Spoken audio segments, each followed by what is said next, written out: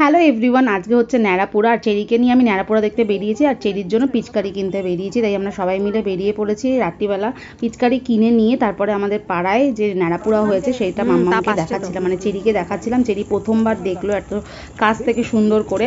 পাড়ায় দু জায়গায় দুটো ন্যাড়াপোড়া হচ্ছিল।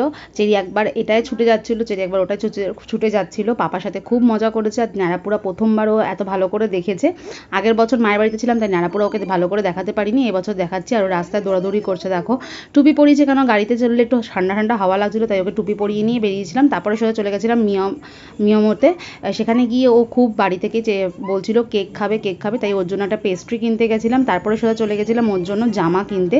ও দোলে কি পরে রং খেলবে তার জন্য জামা কিনতে ওর বাবা দেখে রেখেছিল জামা। তো ওই সাদা রঙের জামা কিনেছি ওর জন্য। আর এই বেলুনটা কেনার জন্য অনেক দিন ধরে ওর বায়না করছিল, তাই ফাইনালি ওকে বেলুনটা কিনে দিয়েছি। আর তারপরে পাপার সাথে মজা করতে করতে রাস্তায় ঘোরাফেরা করছিল। অনেক দিন বাদে আমরা সবাই মিলে এরকম বেরিয়ে রাস্তায় মজা করেছি, ঘুরেছি, তারপর বাড়ি চলে এসেছি। টাটা।